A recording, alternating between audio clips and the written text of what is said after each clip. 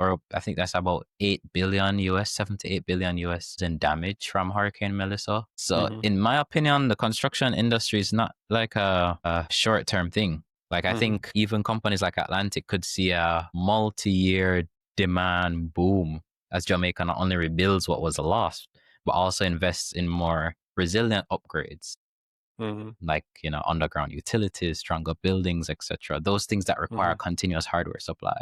So if they Yeah. secure customers and the customers are happy with the products that they get from them, and they're happy with that kind of relationship with Atlantic and so on, that those are long-term partnerships that you're building. So you could see them supplying those customers long term.